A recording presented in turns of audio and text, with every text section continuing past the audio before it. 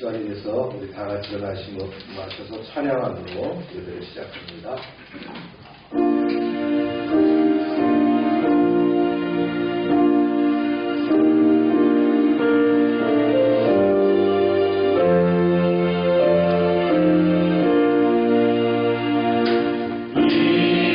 Oh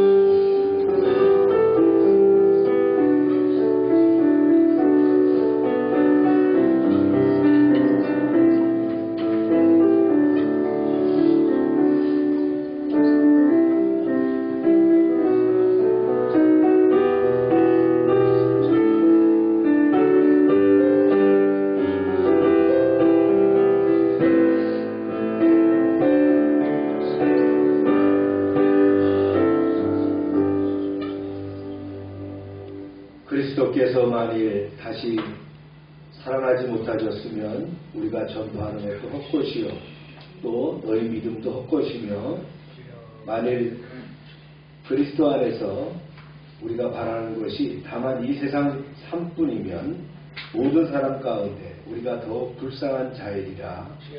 그러나 이제 그리스도께서 죽은 자 가운데서 다시 살아나사 잠자는 자들의 첫 열매가 되셨도다. 아멘. 찬양 받으시기에 합당하신 하나님 아버지, 예수님의 십자가 대속의 공로로 거듭나게 하시고 부활의 소망을 가지고 살게 하심을 감사합니다. 아멘. 오늘 거룩한 주일을 맞이하여 하나님께 나아갑니다.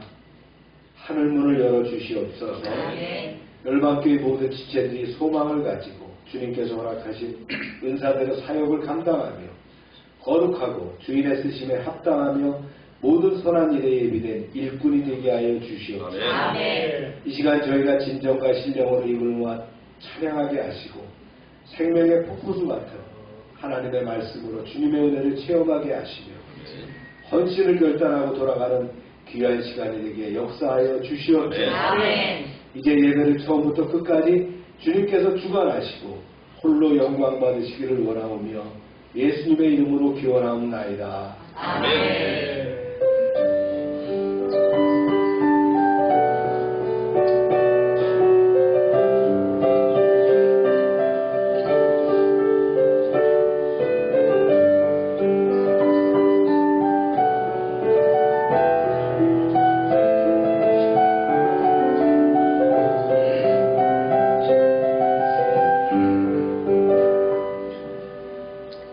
전능하사 천지를 만드신 하나님 아버지를 내가 믿사오며 그 외아들 우리 주 예수 그리스도를 믿사오니 이는 성령으로 잉태하사 동정녀 나에게 하시고 본디오 빌라도에게 고난을 받사 십자가에 못 박혀 죽으시고 장사한 지 사흘 만에 죽은 자 가운데서 다시 살아나시며 하늘에 오르사 전능하신 하나님 우편에 계시사 저희로서 산자와 죽은 자를 심판하러 오시리라.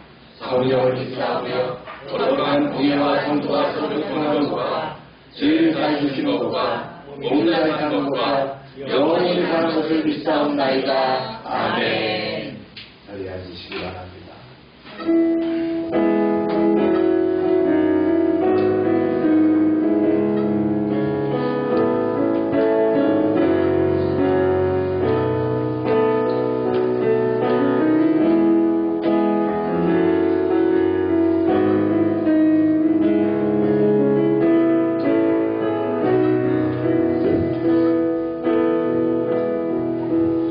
주의 보좌로 나아가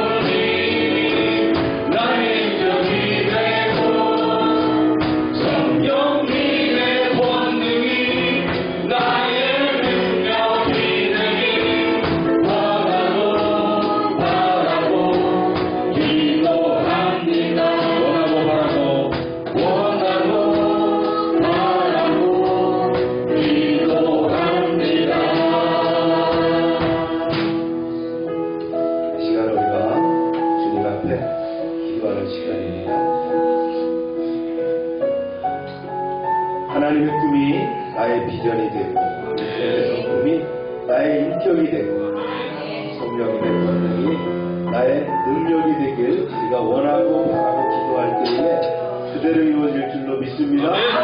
기도하고 기도합니다. 주여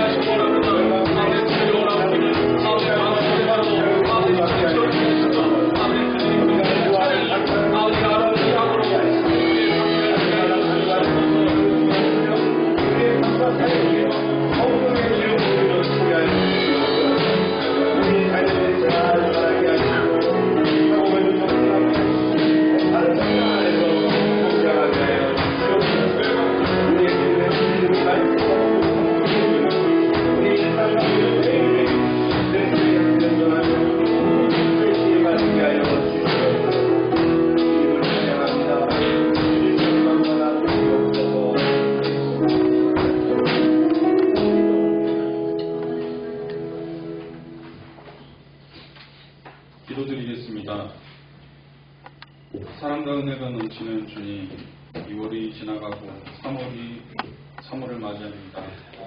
밤은 짧아지고 햇살은 따스하게 대지를 비추는 계절의 변화 속에 새학기를 시작하는 우리 청소년들과 청년들에게 지혜와 명절, 생명을 허락하시어 어디에서나 인정받고 빛나는 인재로 성장하게 하여 주시고 믿음 안에서 성숙한 그리스도인이 될 수 있도록 바른 길로 이끌어 주시옵소서. 아멘.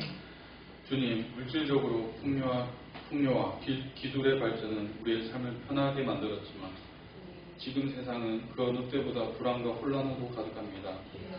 세계의 경찰을 자처하는 강대국은 평화를 인질로 삼아 약한 나라를 억압하고 자신의 이익을 위해 선과 악을 자의적으로 판단하며 오히려 피해자들을 협박하고 수치스럽게 만드는 부조리한 현실입니다.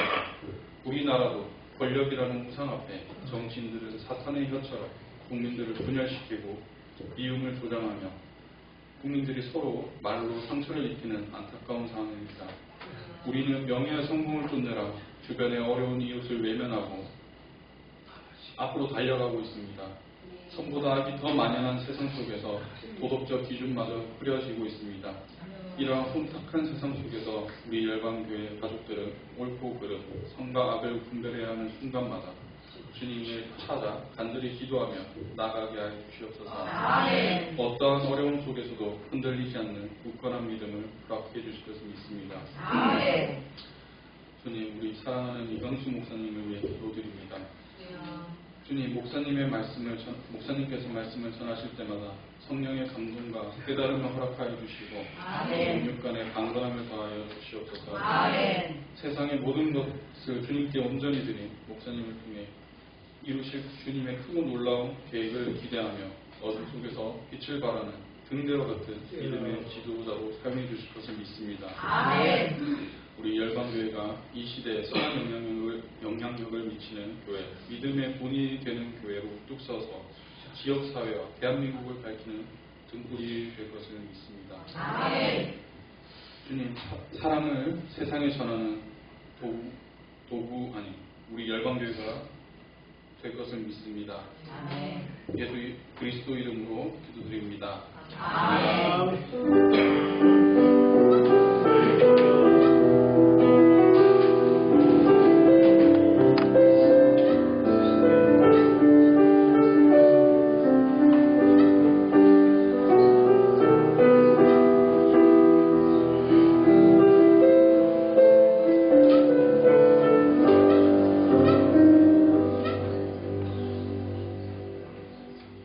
광고 시간입니다.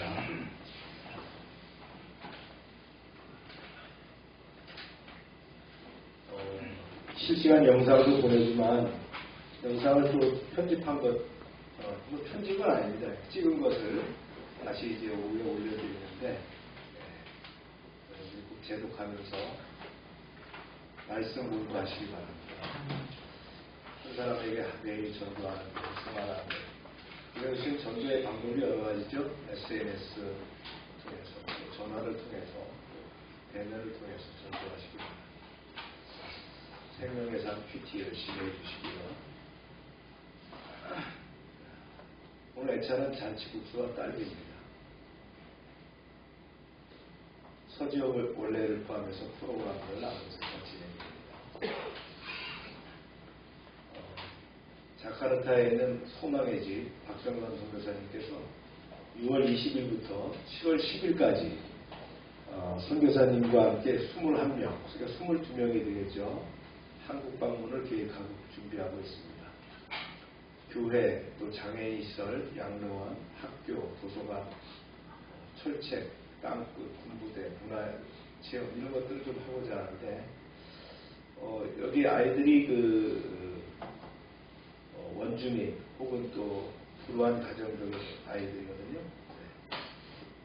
그래서 이들의 평생의 소원은 한 번 한국에 나가보는 거겠죠.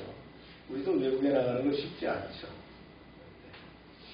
또 선교사님께서 이렇게 기도 가운데 준비를 한다고 합니다.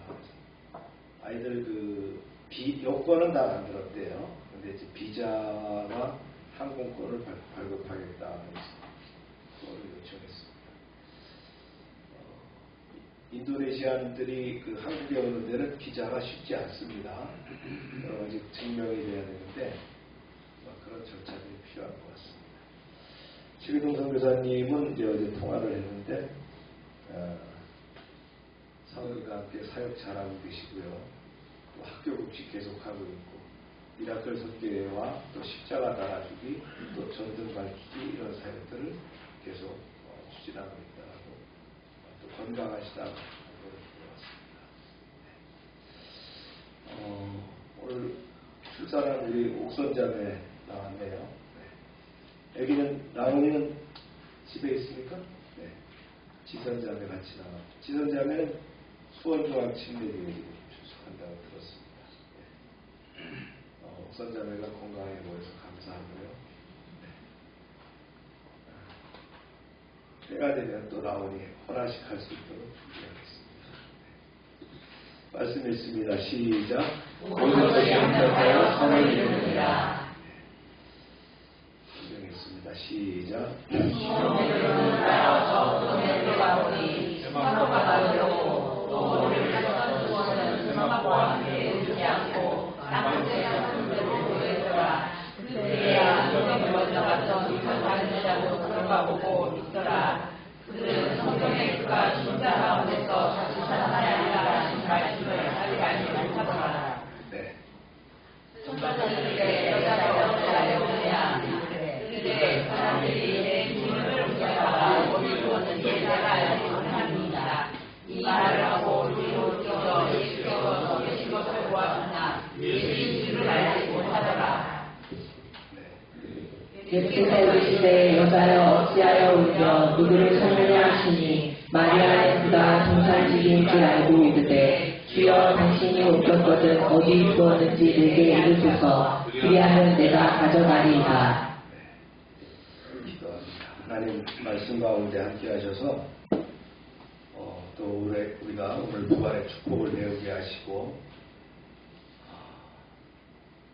주님이 부활하셨듯이 우리도 부활한다는 확신을 가지고 믿음 안에서 승리하게 하여 주시옵소서. 아멘. 예수님의 이름으로 기도합니다. 아멘.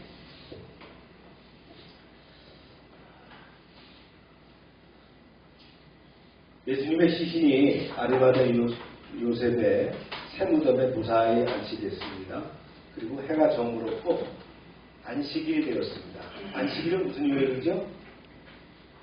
네, 토요일입니다. 그리고 이제 토요일을 지나고 나서 그 다음에 다시 달이 밝아서 새날이 되었어요. 이날은 뭐예요? 일요일, 주일이 됐다. 그러니까 만으로 따지면 그렇지만 날짜로 따지면 며칠이 지났죠? 금요일 저녁에 무덤에 들어가셨어요. 그 다음에 토요일 24시간, 그 다음에 일요일 새벽까지 이렇게 3일을 무덤에서 지내셨습니다. 일요일 이른 새벽에 어둠이 채 가시지도 않은 미명에 막달라 마리아가 부랴부랴 서둘러서 예수님의 무덤을 찾아갑니다. 워낙 예수님을 해야 되는 세력들이 많았기 때문에 초조한 심정으로 예수님의 장례 때 눈여겨봤던 그 무덤으로 발걸음을 옮겼습니다. 고대 유대인들은 시신이 썩기까지는 고인의 그 혼이 시신을 떠나지 않는다고 믿었기 때문에 장사를 지내고 난 다음에 3, 4일은 시신에 향유를 바르면서 시신을 정석껏 돌보는 것이 관습입니다. 그래서 막달라 마리아와 다른 신실한 여인들은 예수님의 시신에 향유를 바르기 위해서 정석껏 마련한 향유를 가지고, 이 향유 누가 가져왔어요? 니고데모가 가져왔잖아요. 그죠? 이것을 가지고 안식일이 지나자마자 곧장 예수님의 무덤에 갔습니다. 안식일은 갈 수가 없어요. 그죠? 안식일은 몇 걸음 이상 걷지 말라는 그들의 율법이 있기 때문에 아무것도 하지 말라 했잖아요. 안식일에. 그래서 이제 안식 후 첫날에 간 겁니다. 보세요. 시작. 안식 후 첫날 일찍이 아직 어두울 때 막달라 마리아가 무덤에 와서 돌이 무덤에서 옮겨진 것을 보고 이게 무슨 일이지? 막달라 마리아와 다른 여인들은 무덤 입구에 박아뒀던 큰 돌이 한쪽으로 옮겨진 것을 발견합니다. 누군가가 분명 예수님의 무덤에 손을 댄 것이 분명하죠? 막달라 마리아와 여인들은 망연자실해서 그 자리에 털썩 주저앉았어요. 어찌 이런 일이 있을 수 있나? 오 주님, 그랬을 거예요. 누군가가 무덤의 돌문을 열고 예수님의 시신을 훔쳤다고 생각했습니다. 이 사실을 제자들에게 알려야 되겠죠. 막달라 마리아는 힘껏 힘을 내서 자리를 털고 일어나 달렸습니다. 시몬 베드로와 예수님께 사랑하시는 요한에게 달려갔어요. 보세요. 시몬 베드로와 예수께서 사랑하시던 그 다른 제자에게 달려와서 말하되 사람들이 주님을 무덤에서 가져다가 어디 두었는지 우리가 알지 못하겠다 하니. 네, 큰일 났습니다. 누군가가 우리 주님의 시신을 무덤에서 가져갔습니다. 어쩌면 좋죠? 뭐라고? 그게 사실이야? 무덤에 막은 돌문이 옮겨질 게 확실해? 네, 저희 눈으로 똑바로 봤습니다. 예수님의 무덤이 활짝 열려 있습니다. 이 말을 전해들은 베드로와 요한은 자리에서 박차고 일어나서 동상으로 달려갔습니다. 베드로보다 요한이 먼저 무덤에 닿았죠. 요한이 좀 더 젊거든요. 그래서 이런 상황이 됐어요. 보세요. 베드로와 그 다른 제자가 나가서 무덤으로 갈 때 둘이 같이 다름질하더니 그 다른 제자가 베드로보다 더 빨리 달려가서 먼저 무덤에 이르러 구부려 해놓고 놓인 것을 보았으나 들어가지는 아니하였더니. 정말이네. 무덤에 돌문이 옮겨졌네. 이게 어찌된 일인가? 예수님의 무덤에 도착한 요한이 크게 염려하면서 몸을 구부려서 활짝 열려진 무덤을 들여다봤습니다. 예수님의 시신을 쌌던 그 고운 그 삼배자락이 잘 개켜져서 한쪽에 놓여져 있습니다. 하지만 요한이 쭈뼛쭈뼛 무덤 안을 이지를 살피고 무덤에 들어가지 않았어요. 그러는 사이에 뒤따라오던 베드로가, 시몬 베드로가 이것저것 따질 것 없이 성격대로, 그렇죠? 쑥 들어와서 무덤 안에서 들어가봤어요. 보세요. 시작. 시몬 베드로는 따라와서 무덤에 들어가 보니 세마포가 놓였고 또 머리를 쌌던 수건은 세마포와 함께 놓이지 않고 딴 곳에 쌌던 대로 놓여있더라. 그때야 무덤에 먼저 갔던 그 다른 제자도 들어가 보고 믿더라. 그들은 성경에 그가 죽은 자 가운데서 다시 살아나야 하리라 하신 말씀을 아직 알지 못하더라. 이건 예수님의 시신을 쌌던 삼배자락이구만. 이건 머리에 씌웠던 수건인데 이렇게 됐어요. 잘 개켜져 있는 거예요. 정리가 되어 있다는 거죠. 들짐승이나 도굴꾼의 소행이라면 이게 잘 개켜져 있지 않았을 거죠. 침대에서 한숨 잘 자고 일어난 뒤에 간밤에 자신이 덮고 잔 이부자리를 개켜놓을 것 같은 그런 분위기였다. 누굴까? 누가 예수님의 시신을 감쌌던 삼배자락과 수건을 이렇게 해놨지? 베드로가 연신 고개를 갸웃거리면서 궁금해할 때 그제야 이제 무덤에 도착한 다른 제자도 무덤 안에 들어왔습니다. 그리고는 그런 사실을 전부 같이 보게 됐죠. 참 이상하다. 이게 어떤 일인가? 누가 도대체 이렇게 해럴 수가 있겠는가? 이때까지만 해도 제자들은 생전에 예수님께서 하신 말씀, 곧 예수님 자신이 십자가에 매달린 뒤에 사흘 만에 죽은 자 가운데서 반드시 살아날 것이라고 하신 말씀을 생각하지도 못하고 있었다. 여러 차례 말씀하셨어요. 여러 차례 예고를 하셨어요. 그런데 지금 이 부활의 현장을 눈으로 목격하고서도 예수님이 부활했다는 생각은 전혀 하지 못하고 전전긍긍하고 있었다. 그리고는 제자들은 복귀합니다. 보세요. 이에 주 제자가 자기들의 집으로 돌아간다. 네. 베드로가 얘기하죠. 요한, 참 이상한 일이다. 빨리 돌아가서 다른 제자들에게 우리가 알려야 되겠다. 제발 별일이 없어야 될 텐데. 예수님의 시신이 없어진 것을 확인한 두 제자는 다른 제자들에게도 이 사실을 알리기 위해서 발길을 돌렸습니다. 참고적으로요, 예수님께서 자신이 사흘 만에 부활할 것을 제자들에게 말씀하신 성경 구절이 여러 군데에 있습니다. 이제 특히 복음서에서만 주로 보면 마태복음에 보면 이렇죠. 시작. 그마다 밤낮 3일 동안 큰 물고기 뱃속에 있었던 것 같이 인자도 3일 밤낮을 땅속에 있으리라. 언제 이 말씀하셨냐면요, 서기관과 바리새인들이 표적을 보여달라고 와서 요청을 할 때 주님 하신 말씀이에요. 요나의 표적이 봐라. 나도 물고기 뱃속에 있었던 것처럼 나도 3일 동안 밤낮을 땅속에 있으리라. 이렇게 얘기했어요. 그 다음에 이제 더 구체적으로 말씀하시죠. 시작. 이때로부터 예수 그리스도께서 자기가 예루살렘에 올라가 장로들과 대제사장들과 서기관들에게 많은 고난을 받고 죽임을 당하고 제3일에 살아나야 할 것을 제자들에게 비로소 나타내시니. 만 3일이 아니고요. 제3일에. 그렇죠? 네. 처음으로 이제 마태복음에서 언급한 내용이거든요. 사역의 변화를 예고하셨던 내용. 그리고는 다시 언급하셨어요. 시작. 갈릴리에 모일 때 예수께서 제자들에게 이르시되 인자가 장차 사람들의 손에 넘겨져 죽임을 당하고 제3일에 살아나리라 하시니 제자들이 매우 근심하더라. 갈릴리에서 하신 말씀이에요. 제자들이 매우 근심했다는 거예요. 이 얘기를 듣고 이게 무슨 생뚱한 소리지? 그 다음에 또 이제 세 번째 언급하시죠. 시작.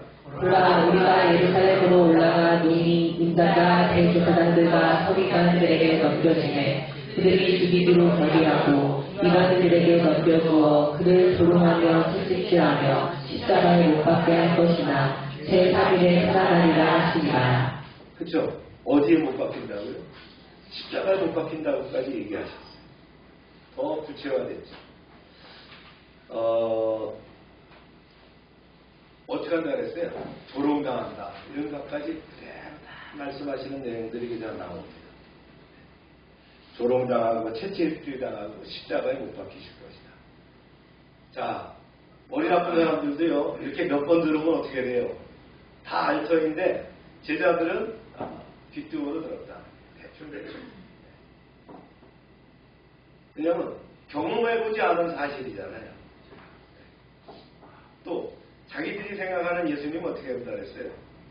왕으로 오셨고 분명히 이 권좌를 차지해서 로마를 물리치시고 이제 새로운 이스라엘을 다윗처럼 이루실 것이다라는 생각이기 때문에 이게 안 들리는 거예요. 일찍이 요한복음에서 성전 정화 후의 비유로 말씀하신 사항도 있어요. 참고입니다. 시작. 예수께서 대답하여 이르시되 너희가 이 성전을 헐라 내가 사흘 동안에 일으키리라. 유대인들이 이르되 이 성전은 46년 동안에 지었거늘 내가 3일 동안에 일으키겠느냐 하더라. 그러나 예수는 성전 때 자기 육체를 가리켜 말씀하신 것이라. 죽은 자 가운데서 살아나신 후에야 제자들이 이 말씀하신 것을 기억하고 성경과 예수께서 하신 말씀을 믿었더라. 네, 나중에는 알았던. 누가복음에도 구체적으로 얘기하신 바가 있었어요. 이렇게요. 네, 그런데 예수님이 이렇게 여러 번에 걸쳐서 사흘 만에 부활할 것을 예고하셨죠. 하지만 제자들은 그 의미를 완전히 이해하지 못했다. 누구한테 잡힌다, 누구에게 잡힐 것이며 어떻게 순환을 당하실 것이라는 것을 구체적으로 얘기하고 제3일에 부활하신다라는 것을 정확히 말씀하셨어요.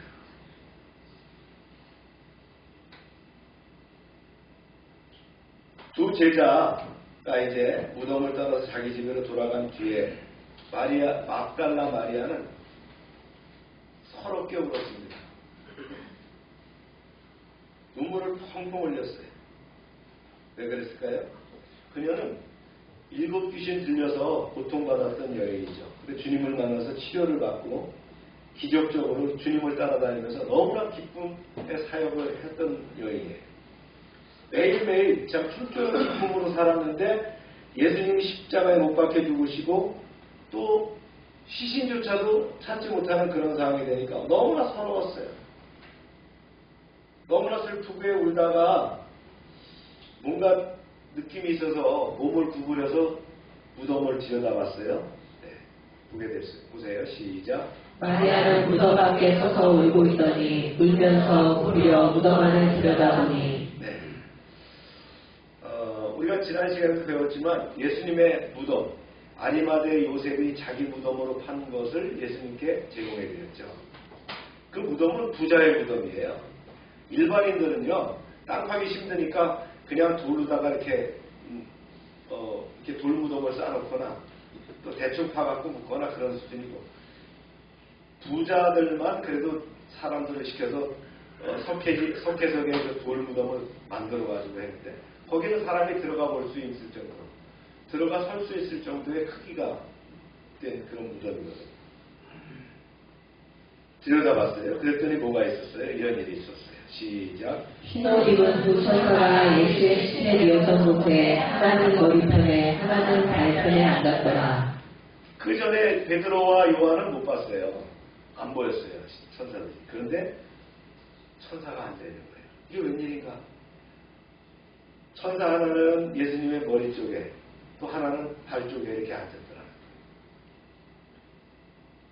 막달라 마리아를 보고 묻는 거예요. 보세요. 시작. 천사들이 이르되 여자여 어찌하여 우느냐. 이르되 사람들이 예수님을 옮겨다가 어디 두었는지 내가 알지 못함이니이다. 이 말을 하고 뒤로 돌이켜 예수께서 서 계신 것을 보았으나 예수이신 줄을 알지 못하더라. 왜 이렇게 울고 있느냐? 네, 누가 시신을 가져갔습니다. 그래서 주님의 시신이 어딘지 모르겠습니다. 그렇게 얘기하면서 인기척을 느껴서 돌아봤더니 누가 있어요? 예수님이 계신 거예요. 그런데 막달라 마리아 눈에는 잘 모르겠어요. 누군지를. 왜 그럴까요? 부활체를 입으신 예수님이었기 때문에. 고통받으신 예수님이 아니라 부활체를 입으신 예수님. 네. 부활체는 완전체잖아요. 그죠? 모르겠더라고요. 그래서 이제 있는데 예수님께서 말씀하시죠. 시작. 예수께서 이르시되 여자여 어찌하여 울며 누구를 찾느냐 하시니 마리아는 그가 동상식인 줄 알고 이르되 주여 당신이 옮겼거든 어디에 두었는지 내게 이르소서 그리하면 내가 가져가리이다. 여자여 왜 울고 있느냐? 너는 지금 누구를 찾고 있느냐? 인자하신 주님의 음성입니다. 그러나 막달라 마리아는 그가 동상을 관리하는 동상직인 줄 알았어요. 그래서 얘기하죠. 관리자님, 당신이 예수님의 시신을 다른 곳에 옮겼다면 어디에 두었는지 제게 말씀해 주세요. 제가 가서 그 분의 시신을 모시겠습니다. 예수님 말씀하셨어요. 시작. 예수께서 마리아야 하시거늘 마리아가 돌이켜 히브리 말로 라보니 하니 이는 선생님이라는 말이라. 마리아야 이렇게 말씀하셨어요. 나지막하면서도 위험 있고 인자하면서도 부드럽고 힘있게 부르셨어요. 생전에 마리아가 많이 듣던 주님의 목소리였죠. 그 목소리에 즉각적으로 반응합니다. 마리아가 이제 예수님을 향하여 외칩니다. 감격과 환희에 찬 음성으로 라보니 했어요. 선생님, 나의 선생님이라는 뜻이거든요. 그러면서 예수님의 발을 잡으려고 하니까 엎드려 발을 잡으려니까 예수님께서 살짝 몸을 뒤로 빼시면서 말씀하십니다. 이렇게 해요. 시작. 예수께서 이르시되 나를 붙들지 말라. 내가 아직 아버지께로 올라가지 아니하노라. 너는 내 형제들에게 가서 이르되 내가 내 아버지 곧 너희 아버지 내 하나님 곧 너희 하나님께로 올라간다 하시니. 마리아야, 나를 붙잡지 말아라. 아직 내가 아버지께로 돌아가지 않았다. 이렇게 말씀하십니다. 너무 참 기쁘고 감사하고 그래서요. 주님을 붙잡으려고 해요. 인간적인 교제를 하려고 했는데 주님이 이런 말씀을 하신 거예요. 예수님은 그녀가 부활의 중요성을 깨닫길 원했죠. 이제 부활 이후에는 예수님의 그 육체적인 모습이 아니라 이제는 앞으로 어떻게 해요? 성령의 교제가 필요하잖아요. 그죠? 성령을 통한 영적인 교제가 중요하다는 사실을 깨닫길 바라셨을 거예요. 그래서 당신에게 매달리는 막달라 마리아를 제지하시면서 그녀에게 당부했죠. 너는 이제 내 형제들에게 가서 말하기를 내가 내 아버지 곧 너희의 아버지 내 하나님 곧 너희의 하나님께로 올라갈 것이다 라고 해라. 이게 뭐예요? 승천을 예고하신 거잖아요. 그죠? 이 막달라 마리아가 역사적으로 부활의 첫 증인이 된 것을 우리는 발견했습니다. 그녀가 대단한 사람이 아니었죠. 그죠? 그러나 주님께서 부활하시고 처음으로 보인 사람이 누구예요? 막달라 마리아. 이것도 언제요? 일요일 이른 새벽에 무덤을 찾았던 그 막달라 마리아에게 보이셨다.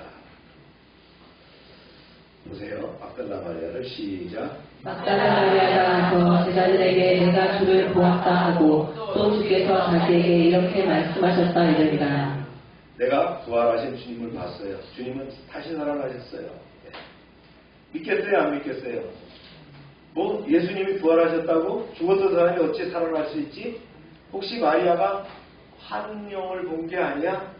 잘못 본 게 아니야? 이렇게. 부활하신 예수님이 승천하기 직전까지 나타내 보신 사람이 꽤 많아요. 500명 플러스 알파입니다. 처음에는요, 막달라 마리아에게 보이셨어요. 이때 같이 갔던 여인들에게도 보이셨겠죠. 야고보의 어머니 마리아, 살로메죠. 요한나, 익명의 여인들을 보이셨어요. 그리고 베드로에게 보이셨죠. 그 다음에 엠마오 도상에서 두 제자에게 보이셨어요. 마가의 다락방에서 도마를 위한 10제자에게 보이시고 마가의 다락방에서 도마를 포함한 10제자에게 11제자에게 보이시고 그 다음에 갈릴리 바닷가에서 고기 잡던 7제자에게 보이셨죠. 그 다음에 갈릴리 어느 산 다볼산에서 11제자에게 보이시고 그리고 500여 신자에게 보이셨다. 예수님의 동생 야고보에도 보이셨고요. 감난산에 승천하실 때 11자제에게 보이셨다. 바울은 어디서 봤다 그랬어요? 다메섹 도상에서 부활하신 예수님을 봤다 그랬다. 할렐루야. 다른 사람들이 봤죠. 자, 오늘의 말씀을 요약합니다.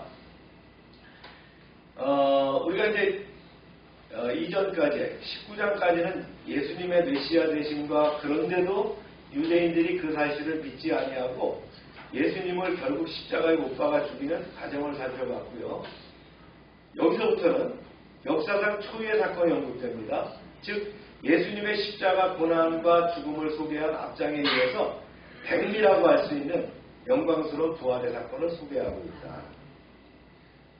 이미 살펴본 바와 같이 유대 지도자들의 사악한 음모와 그 다음에 로마 총독 빌라도의 세속적 가치관이 야합한 결과로 초래된 예수님의 십자가 처형은 제자들을 엄청난 불안과 혼란 속으로 몰아넣었습니다. 그러나 죽음의 권세를 정복하고 무덤에서 부활하신 승리는 제자들뿐만 아니라 온 인류를 영원한 소망과 기쁨 가운데로 인도하게 됐습니다. 만약 예수님의 부활 기록이 없다면 비록 신성을 입증하시기 위해서 여러 가지 표적과 교훈, 구약 예언의 성취 등을 제시하고 있다 할지라도 전혀 인류의 구원과 상관없는 인간 예수 개인의 전기에 지나지 않았을 것이다 라는 거예요. 안식일로 첫날에 발생한 예수님의 부활 사건에 대해서 서술하고 있는 본문은 이른 아침에 예수님의 무덤에 찾아간 막달라 마리아와 두 제자 베드로와 요한의 모습을 보여줌으로써 시작되고 있는데 경연되는 이런 그 복음서 구절을 보면 안식 후 첫날 이른 아침에 막달라 마리아뿐만 아니라 다른 여인들도 함께 무덤을 방문했고 그곳 빈 무덤에서 예수님께서 부활하셨다는 천사들의 말을 들으며 이들이 그 말을 제자들에게 전했다는 것입니다. 그러나 예수님의 거듭된 예고와 천사들의 고지에도 불구하고 예수님의 부활을 상상하지 못했던 베드로와 요한은 즉시 무덤으로 들려갔지만 이미 텅 비어버린 무덤만을 바라보았을 뿐 예수님의 부활을 믿지 못한 채 각기 집으로 돌아갔습니다. 그리고 마리아는 그곳에 남아서 눈물을 흘리면서 있었죠. 참으로 가장 기뻐하고 기뻐해야 될 일을 놓고 도리어 걱정에 빠진 이러한 태도는 아직도 온전한 신앙을 갖지 못한 데 근본 원인이 있다. 그러나 예수께서는 친히 눈물을 흘리며 슬퍼하는 마리아에게 부활하신 후 처음으로 나타난 자신의 부활하신 모습을 보여주시는 동시에 자신의 승천을 예고하셨습니다. 결국 여기서 우리는 부활신앙이 결코 인간 스스로 경험과 지식으로 말미암은 것이 아니라 오직 하나님의 은혜와 예수 그리스도의 자기 계시를 통해서만 주어진다는 이 사실을 교훈받게 됩니다. 즉 막달라 마리아가 예수님의 부활에 대한 확신을 얻게 된 것은 결코 스스로 탐구한 결과가 아니죠. 오로지 주님께서 자신의 영광스러운 모습을 보여주신 결과라는 거예요. 예수 그리스도의 부활에 대한 믿음을 갖지 못했거나 또 장차 있게 될 자신의 부활에 대한 소망을 지니지 못한 성도가 있다면 인간적인 경험이나 지식으로 납득하려고 애쓰기보다는 지금 즉시 주님께 무릎을 꿇고 부활에 대한 확신의 눈을 열어주시도록 기도해야 될 줄로 믿습니다. 그리하면 우리는 친히 부활하신 예수님께서 사망의 권세를 깨뜨리시고 우리를 죽음으로부터 건져내시는 영원한 생명의 주가 되신다는 사실을 마음으로 믿고 입으로 시인하고 구원에 이르게 될 줄로 믿습니다. 오늘의 말씀 한번 적용해 볼까요?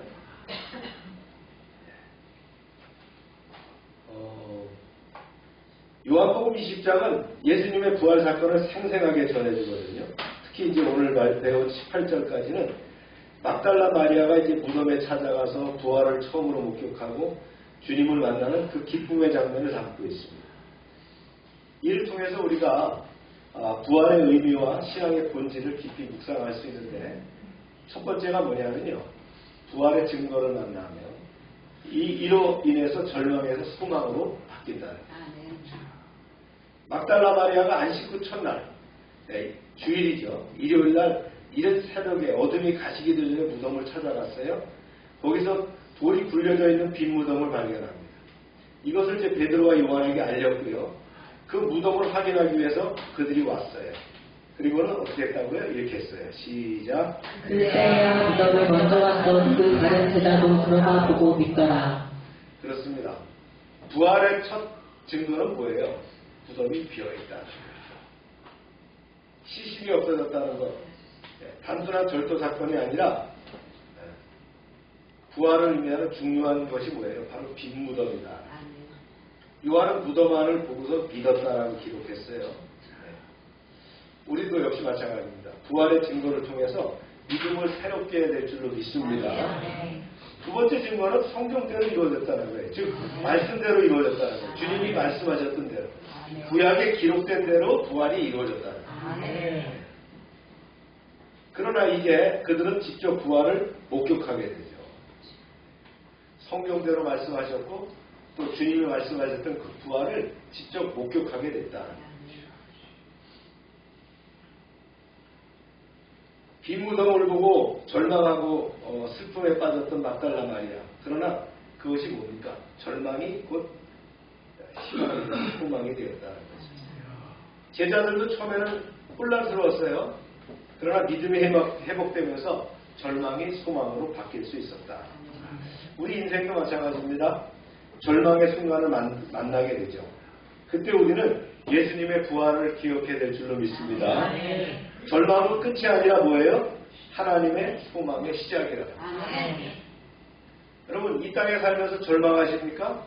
뭐가 있어요? 그러나 우리는 이 이후에 부활이 있다는 거예요. 얼마나 감사한 일이죠. 여러분 스스로 말씀을 통해서 또 성령의 교통을 통해서 이 증거를 찾는 여러분 되시길 축원합니다. 두 번째는 주님을 말씀드린 거고요. 주님을 만나는 거예요. 이게 눈물에서 기쁨으로서.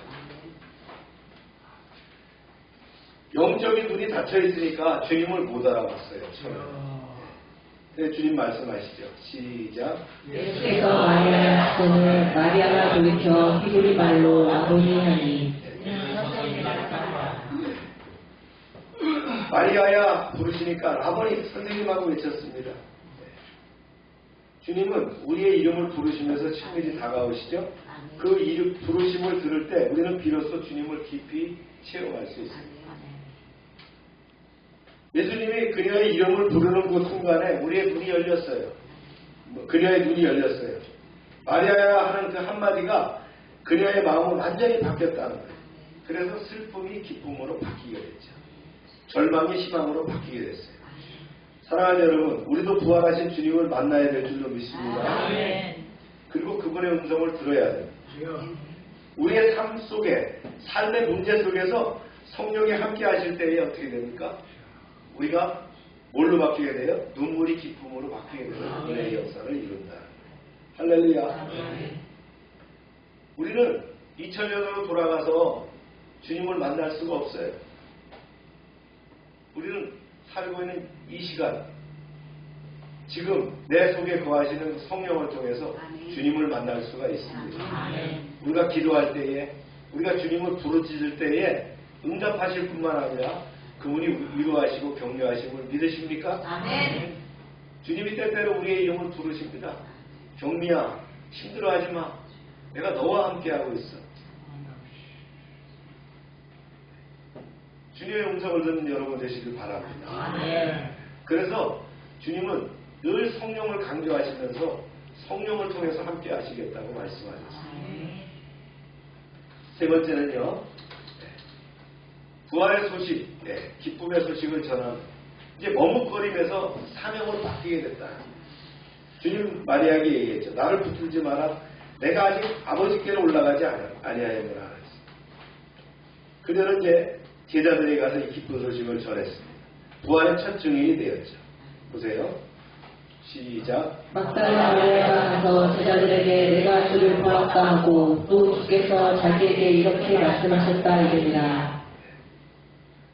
부활의 기쁜 소식을 전하는 사명을 받은 마리아는 즉시 제자들에게 가서 내가 주를 보았다라고 얘기합니다.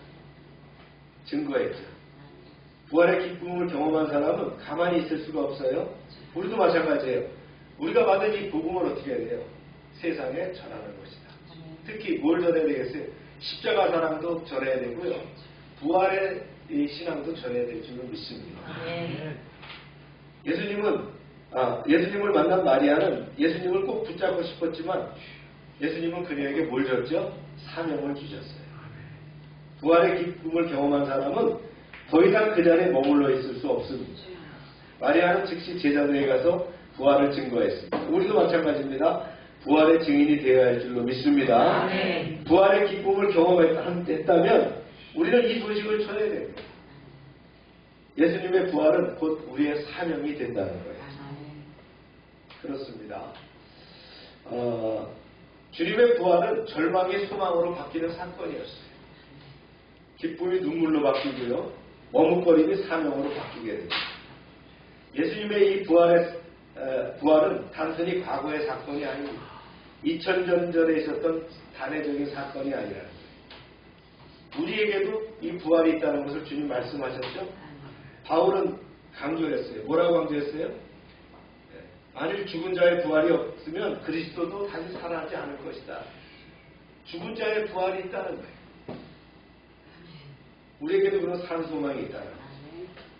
사랑하는 여러분, 오늘 주님의 부활을 믿고 기도하며 증거하는 삶을 살아가시길 바랍니다. 우리가 십자가 보혈을 통해서 구원받은 자가 됐고 이제 부활의 능력을 받은 자로서 세상을 이기는 여러분 되시길 주의 이름으로 축원합니다. 기도합시다.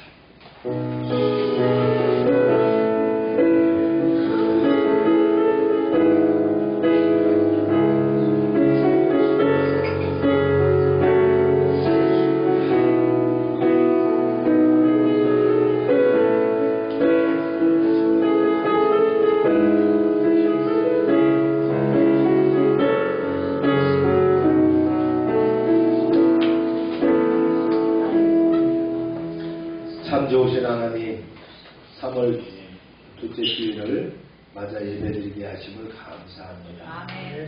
예수님의 부활이 없다면 비록 표적과 교훈, 구약의 예언, 성취 등이 있다 할지라도 전혀 인류의 구원과 상관없는 예수님 개인의 전기에 지나지 않았을 것입니다. 막달라 마리아가 예수님의 부활의 최초의 목격자가 된 것은 그가 연구한 결과가 아니라 오로지 주님께서 자신의 영광스러운 모습을 보여주신 결과입니다.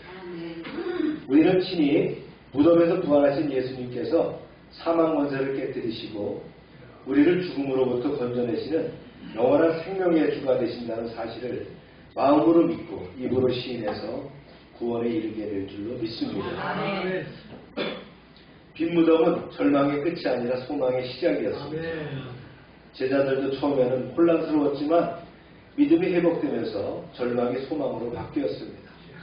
우리의 인생에서 절망의 순간을 만납니다. 그러나 그때 우리는 예수님의 부활을 기억해야 하며 절망은 끝이 아니라 하나님의 소망이 시작됨을 알게 하여 주시옵소서. 예수님께서 막달라 마리아의 이름을 부르시는 순간 그녀는 영적인 눈이 열렸습니다. 슬픔은 기쁨으로 바뀌고 절망은 희망으로 바뀌었습니다. 우리의 이제 신앙도 부활하신 주님을 만남으로 성숙해질 수 있습니다. 그리고 주님의 음성을 듣고 따르며 우리의 삶의 문제 속에서 성령이 함께 하실 때 우리 안에 기쁨이 넘칠 줄로 확신합니다. 예수님은 막달라 마리아에게 사명을 주셨습니다. 부활의 기쁨을 경험한 사람은 더 이상 그 자리에 머무를 수가 없습니다. 막달라 마리아는 즉시 제자들에게 가서 예수님의 부활을 증명했듯이 우리도 부활의 증인이 되어야 할 줄로 믿습니다. 우리가 부활의 기쁨을 경험했다면 우리는 이 복음을 전해야 하며 그것을 우리의 사명으로 감당하는 성도가 되게 하여 주시옵소서. 주님의 부활은 절망의 소망으로 바뀌며 눈물이 기쁨으로 바뀌며 머뭇거림이 사명으로 바뀝니다. 예수님의 부활은 단순한 과거의 사건이 아니라 오늘도 우리의 삶 속에서 계속되는 부활의 능력인 줄로 믿습니다. 합력하여 선을 이루시는 하나님, 주님의 섭리와 주관하심이 온전한 신앙 안에서 감당치 못할 시험을 이기며 주님의 놀라운 표적을 보는 2025년 되도록 허락하여 주시옵소서. 예수님의 이름으로 기도합니다. 다 같이 일어나셔서 165장 찬송합니다.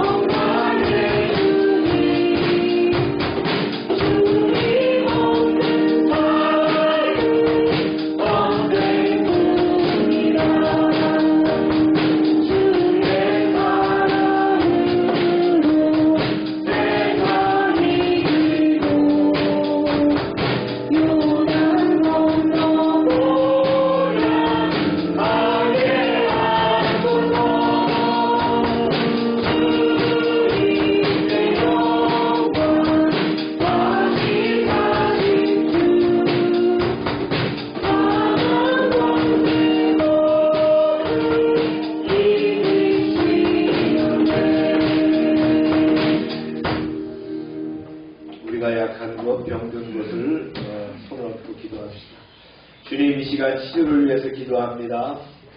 주님이 채찍에 맞으심으로 우리가 나음을 입었도다. 그 말씀을 믿습니다.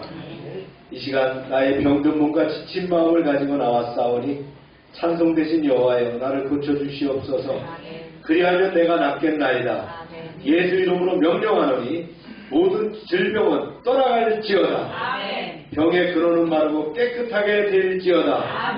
더럽고 추한 귀신은 예수 이름으로 명령한다. 떠나고 떠날지어다. 아멘. 이 시간 역사하셔서 우리를 치유하시고 온전케 하여 주시옵소서. 아멘. 그리하여 건강한 몸으로 하나님께 영광 돌리는 삶이 되게 하여 주시옵소서. 아멘. 날마다 넘치게 하시는 아버지 하나님의 구원의 은총에 감사드리며 저희들에게 주신 것을 구별하여 이제 하나님께 드립니다. 약속의 말씀대로 10의 1조를 드립니다. 감사의 예물을 드립니다. 선교 예물을 드립니다. 약정한 헌금을 드립니다. 주님 30배, 60배, 100배로 차고 넘치게 채워주시옵소서. 아멘. 하나님의 말씀을 삼가 듣고 그 모든 명령을 지켜 행하는 하나님의 백성을 축복하사 세계 모든 민족 위에 뛰어나게 하여 주시옵소서. 아멘. 하나님의 말씀을 순종하면 모든 복이 우리에게 그대로 비칠 줄로 믿습니다. 아멘. 성읍에서도 복을 받게 하시고 들에서도 복을 받게 하시며 몸의 소생과 토지의 소산과 짐승의 새끼와 우양의 새끼가 복을 받으며 광주리와 떡반죽 그릇이 복을 받으며 들어와도 복을 받고 나가도 복을 받을 것이며 대적이 일어나 우리를 치료할지라도 여호와께서 그들을 패하게 하셔서 그들이 한 길로 왔지만 7길로 도망가게 하여 주시옵소서. 아멘. 하나님께서 우리를 위하여 하늘의 아름다운 보고를 열어사 우리의 땅에 때를 따라 비가 내리게 하시고 우리의 손으로 하는 모든 일에 복을 주셔서 많은 사람들에게 나누게 하시고 베풀게 하시며 머리가 되고 꼬리가 되지 않게 하시며 위에만 있게 하시고 아래에 있지 않게 하여 주시옵소서. 아멘. 저희가 드린 이 물질 하나님 일하는데 귀하게 쓰임받게 하시고 쓰이는 곳마다 하나님의 영광과 역사하심이 드러나게 하여 주시옵소서. 아멘. 이제는 우리 주 예수 그리스도의 은혜와 하나님 아버지의 크신 사랑과 성령의 교통하심이 이제로부터 영원토록 함께 하시기를 축원하옵나이다. 아멘.